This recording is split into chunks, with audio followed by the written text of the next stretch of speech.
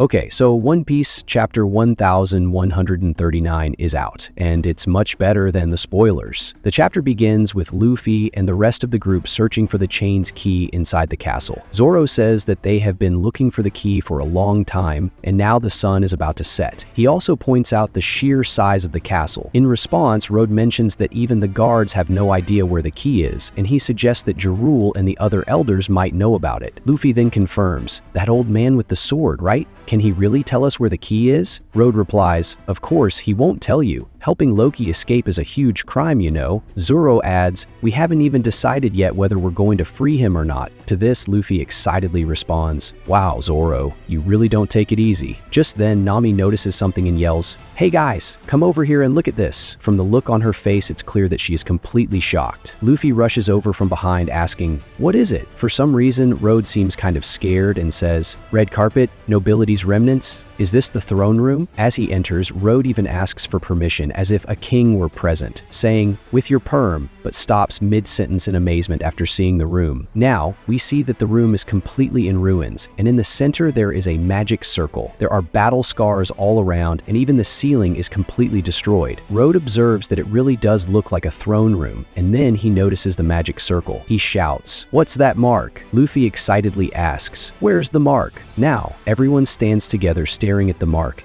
and Luffy confirms, "Yeah, that's really a mark." Nami adds, "It looks similar to something I saw in a book." She then explains that it used to be a ritual performed by a certain country to summon demons. Luffy is shocked and yells, "What? Does this really summon demons?" Nami replies, "Well, I don't know about that." Meanwhile, Road, who is now trembling in fear, says, "What is something like this even doing in the throne room?" His voice is shaky, almost as if he is about to cry. Seeing his reaction, Luffy says, "I feel like I've seen something like this recently." Just then, a voice from behind speaks, "Straw Hat Luffy." Luffy is once again shocked and exclaims, "What? Who was that? Is that a demon?" Nami, completely shaken, yells, "Of course not, you idiot." Then she asks, "But who actually said that?" Road also gives his take and nervously asks, "Could it be the spirits of the dead?" Then the voice says, "I've always wanted to meet you." Meanwhile, Road keeps repeating, calm yourself," which is something said in Japan, especially in the Shinto region, to pacify spirits. Then Road says, "Who are you? Show yourself. Could this be a summoned demon? Is this castle cursed?" He then turns to Luffy and says, "We should run away before we get possessed too," and starts running. Luffy yells, "Wait, stop running." Just then, an axe comes flying from somewhere and Road barely dodges it in a close call. Zoro and Luffy jump off Road's hands and Luffy stretches his arm to save Nami. Nami screams, "Don't let go of my hand." Luffy pulls Nami towards Zoro, handing her over. After that, Nami says, "Thank you." But Luffy is shocked. He looks ahead and sees someone sitting on the throne. Luffy exclaims, "There's someone sitting on the throne." Nami shouts at Road, "I'm gonna beat you up." Looking at Person Road says, "Yarshi, why are you here?" And yes, this is Scopper. We finally see Scopper. Man, all these years ago, in that old photo, the guy sitting and drinking with Crocus was none other than Scopper. Like we were shown Scopper so many years ago. But isn't one thing weird? Even after all these years, Scopper is still wearing the same clothes, the same hat. Looks like Oda-sensei's budget is low. Now in the intro box, it is written, "Resident of Elbaf, human, former pirate, Yar San Scopper." Scopper then says, "I sensed a strange haki coming from this castle, but now that haki has disappeared, and instead I found you guys." Then Scopper continues, "I heard some rumors. Straw Hat Luffy, seems like you defeated Kaido, huh?" After that he says, "It's been a long time. I want to travel to Wano country once again." And here we can clearly see a flame mark on Scopper's face, which we'll talk about at the end of this video. Luffy, reacting to Road's words, says, "What? Yarshi?" Road points at Scopper and says, "In Elbaf, he is known as Yarsan." Then he asks, "Did you not go to school there? You must have met a teacher named Ripley, right? This is Ripley's husband." Luffy responds, "Oh, so he's Big Little Guy's father?" Hearing this, Scopper laughs in amusement and says, "Big Little Guy? Haha, indeed." Then Scopper says, "So you guys have met Ripley and Colin. My child has inherited a lot of giant blood." Then he laughs and says, "He was too big for me to carry." He goes on to explain, Colin is 20 years old, you know, and Ripley is 80. she's older than me. After that, he makes a statement that by God, if anyone's wife heard it, she would beat him until he felt pain in his one piece. He says, marrying a giant isn't worth it. After all, I'm the only one aging. Nami responds, indeed. To think that someone would be this ageist. And just as Nami is saying this, Scopper jumps down from the throne and lands right in front of her. He says, love is freedom. Throughout history, there have been many mixed blood races. He explains, buccaneers, the Dosandatas, Longlimbs, and Wotans. They are all mixed blood species. Then he says, hybrids always struggle for survival, but in every era, there are always those who know how to adapt. To this, Luffy responds, what? Zoro adds, it sounds like you know a lot, but who exactly are you? Scopper laughs, takes a Wano samurai stance, and declares, I am the missionary of love. Luffy laughs and says, when Sanji gets old, he'll probably look just like you. Then out of nowhere, Luffy suddenly says, old man, I'm looking for Loki's keys. Hearing this, Road freezes in shock. He says, don't say things like that so casually. Of course they don't know anything about the key. Luffy then shakes his hand and says, oh, then forget I said anything? Scopper responds, oh, that Loki? Huh?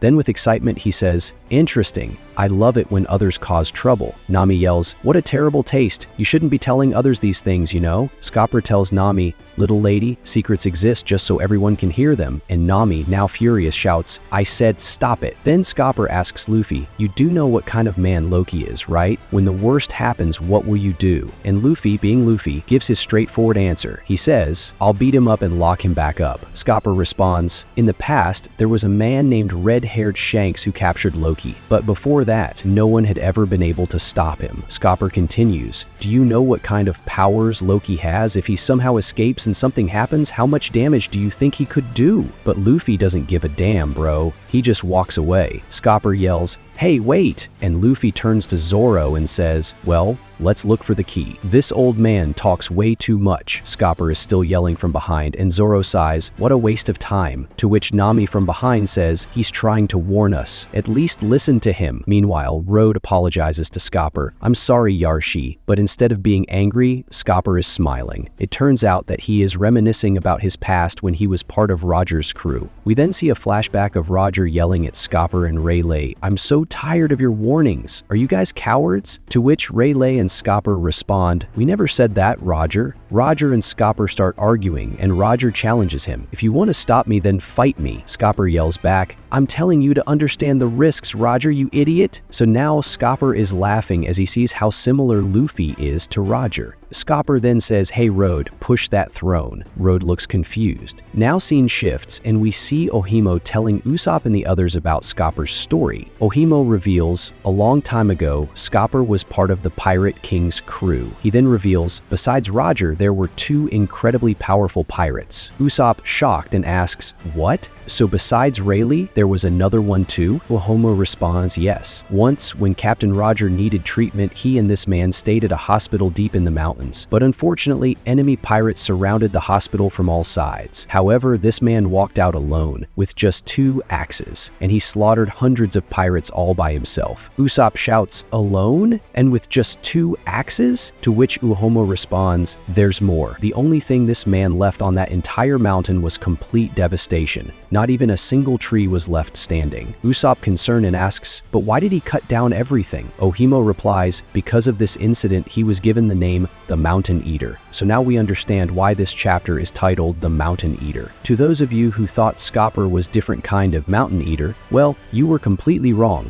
Or actually, maybe you were right, now that I think about it. Yeah, you guys were right. Sorry. Hearing all this, Jinbei comments, this is a well-known story. This man was called the left-hand man of the Pirate King who stood side by side with the first mate, Silver's Rayleigh. Now the scene shifts outside the castle. Suddenly we hear someone shouting from inside, a secret chamber? Someone else yells, a treasure chamber? And Nami excitedly says, Yar-san, you're the best. Nami is extremely hyped about the treasure chamber. Meanwhile, Road is carrying everyone down the stairs, as they were built for giants. Nami is now happily singing about treasure. Then Road asks Scopper, "Yarshi, how do you know about this place?" To which Scopper replies, "Exploring is my hobby." As soon as they enter, Nami and Lufy get super excited. They see tons of treasure chests in the room, but they're completely empty. Nami screams, "A chamber full of treasure chests? But they're all empty." Scopper laughs and says, "Once upon a time, this really was a treasure chamber." Nami furious and crying, "You liar." Scopper responds, "Don't hate me, this is an abandoned castle. Of course it became a target for thieves." Which means, he adds, at one point all these chests were filled with actual treasure, but thieves stole everything. Bro, how much treasure did they even steal? Then he says, "But look over there," and suddenly everyone shouts together, "The key!" Scopper smirks. This is something even thieves wouldn't want to steal. Lufy, looking at the key, gets excited, but then Scopper steps forward and stands near the key. He says, "Even the villains didn't desire the liberation of Loki." Then he looks at Lufy and asks, "So, are you going to steal this key?" Lufy, seeing Scopper standing there, reacts in shock. Maybe he already knows what's about to happen. Now we shift back to the village. Everyone there is shocked. Ohomo says, "Just as I told you, Roger's left-hand man is right here. That man has been living in Elbaf for the past 20 years. Hearing this, everyone gets excited and shouts, "Wait, really?